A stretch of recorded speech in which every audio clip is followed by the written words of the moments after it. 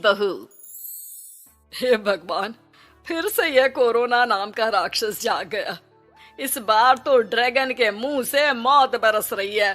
सही बोल रही है माँ जी। मुझे तो अब शर्म ही आती है कि मैं चाइना से हूँ। न जाने क्या क्या खाती हैं, कैसी कैसी बीमारी फैलाती हैं। अरे बहू, लेकिन वहीं से तो तू भी आई है ना मेरी लाडो। तू तो अंडा भी नहीं खाती। माँ जी, अच्छा खासा सब ठीक हो गया था, लेकिन पता नहीं कैसे ये फिर निकल कर आ गया। काश चाइना वालों को थोड़ी सी और अकल होती तो आज हम लोगों से अपने यूं जुदा ना हो रहे होते। कोरोना की नई लहर से देश में हो रही मौतों और घर में बंद रहने के कारण हमारी चाइनीज बहू बहुत दुखी होती है। उसे लगता है कि भारत में जो कुछ भी हो रहा है वो उसी के कारण हो रहा है। अब हमारी चाइनीज बहू परेशान सी रहने लगी। अरे क्या बात है मेरी चाइनीज गुड़िया, आज तू एक्सरसाइज नहीं करेगी? अरे ना तो तूने जूस पिया है। क्या हो गया लाडो? कुछ नहीं मम्मी जी, बस अच्छा नहीं लग रहा। लोग मर रहे हैं और मैं जूस पीऊं।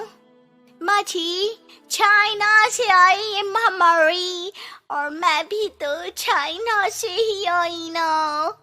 अरे अरे बेटा, ऐसा ना सोच।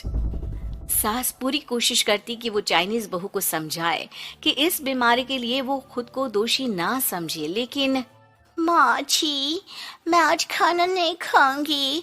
अब सबका खाना बना दिया है। मैं कमरे में जा रही हूँ, प्लीज डिस्टर्ब मत करना। सास ने अपनी हंसती खेलती बहू का ये रूप तो कभी देखा नहीं था, लेकिन करती भी तो क्या। अगले दिन सुबह सुबह, अरे ये पूरे घर से स्वादिष्ट खाने की महक आ रही है। ये कौन है जो चाय बनने के वक्त लंच बनाकर तैयार कर रहा है? वो किचन में आती है जहाँ चाइनीज बहू ने शुद्ध वैष्णव खाना तैयार कर रखा था। अरे बहू, सोई नहीं क्या जो इस वक्त इतने प्रकार का खाना बना लिया? हाँ माँ जी, क्या करे, जब दिल में बोझ हो तो नींद नहीं आती। तभी तो मैंने सोचा मैं गरीब और जरूरतमंद लोगों को खाना पहुँचा दूंगी। वो ढेर सारा खाना रोज बनाती और गरीब और बेसहारा लोगों में बांटती।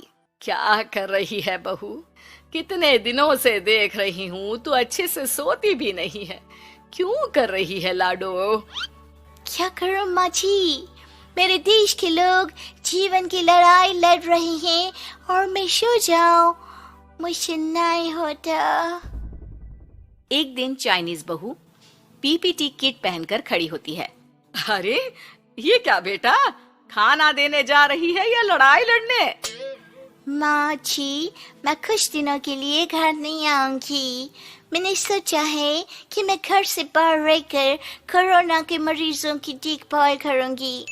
ओ प्लीज प्लीज आप मुझे रोकना नहीं। नहीं नहीं बहू, ये तो तूने बहुत ही नेक काम सोचा है। बस बेटा तू अपना ख्याल रखना। बहू वहाँ से चली जाती है, लेकिन सास की रोज फोन पर बहू से बात होती। घर पर क्या है माँ, क्यों भेज दिया तूने उसे? बाहर कितना खतरा है, उसे कुछ हो गया तो? अरे बिल्कुल चिंता ना कर, उसने सारे नियम कायदे को फॉलो किया है। अरे वो बिल्कुल ठीक रहेगी। और अगर मैं उसे मना कर देती ना तो उसकी अंतरात्मा उसे सोने नहीं देती।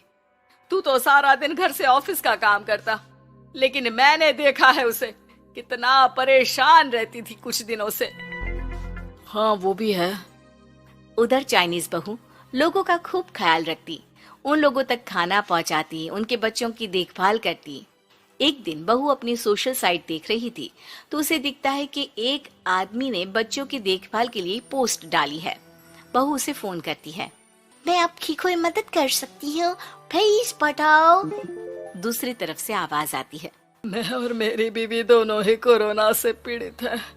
हम लोगों के बच्चों को देखने के लिए कोई नहीं है, प्लीज हमारी मदद करो। हाँ बिल्कुल, आप परेशान ना हो, मैं आ रही हूँ। मुझे आपका एड्रेस बताओ। वो आदमी बहू को पता लिखवाता है। वहाँ वो पहुँच जाती है। ओह, ये किसे बुला लिया आपने? ये तो चाइनीज है, इसी के कारण तो हम लोगों का देश इस परेशानी से जूझ रहा है। अरे पर ये तो हिंदी में बात कर रही थी। तभी बीवी की ऑक्सीजन लेवल गिरने लगती है। ये क्या हो रहा है? आप टेंशन क्यों ले रहे हैं? जल्दी से इन्हें अस्पताल लेकर जाइए। रुकिए, मैं आपको एक अस्पताल में बेड भी दिला देती हूँ। वो मेरे अंकल का अस्पताल है। चाइनीज बहू फोन पर बात करके उन लोगों को बेड दिलाती है, जहां पति की भी तबीयत खराब हो जाती है और दोनों को बेड दिलाकर बहू घर में बच्चों की पूरी देखभाल करती है। सास का बहू पर फोन आता है। अरे मेरी चाइनीज गुड़िया, कैसी है रे तू? अरे माँ, पीछे की गली में ही हूँ मैं। वो खालिया लोग है ना, उन दोनों हस्बैंड वाइफ को कोरोना हो गया था। मैंने उन लोगों को श्रीवास्तव अंकल के अस्पताल में भर्ती करवा दिया है और अब मैं नमाज ही उन दोनों बच्चों का ख्याल रख रही हूँ। अरे जीती रहे बेटा, कोई जरूरत हो तो बता देना। नहीं नहीं माँ जी, सब कंट्रोल में है। बस इन बच्चों के माँ बाप ठीक होकर घर आ जाए। अच्छा माँ, इन लोगों के घर का फोन बज रहा है, मैं आपको थोड़ी देर बाद कॉल करती हूँ। लैंडलाइन में घर के मालिक का फोन था। हम लोगों की जिंदगी का कोई भरोसा नहीं है। यहाँ इलाज महंगा है और हम लोगों के पास पैसे नहीं है। जितना इलाज हो सकेगा उतना ही होगा। हमारे बाद प्लीज आप हमारे बच्चों को संभाल लेना। नहीं नहीं, ऐसे मत बोलिए, मैं अस्पताल वालों से बात करती हूँ। बहू अपनी बैंक से अस्पताल वालों को पैसे दे देती है और फोन पर कहती है, हनी, आप लोगों के अकाउंट में पैसे डाल दिए हैं। इन दोनों का अच्छे से इलाज होना चाहिए। पैसे की जरूरत होगी तो मैं और डाल दूंगी। सारा दिन बहू कोरोना पेशेंट के बच्चों को देखती, रात में ढेर सारा खाना पैक करके जरूरतमंदों में बांटती। सोशल साइट्स के जरिए भी वो लोगों से जुड़कर उनकी मदद करती। फिर एक दिन घर का मालिक और उसकी बीवी ठीक होकर घर आ जाते हैं। आपका बहुत बहुत शुक्रिया, मैं आपकी पाई पाई लौटा दूंगा। भाई नहीं, पैसा दिया था, लेकिन वो जब आप बिल्कुल ठीक हो जाना तो कमा कर दे देना, कोई बात नहीं। दोनों पति पत्नी चाइनीज बहू का शुक्रिया अदा करते हैं।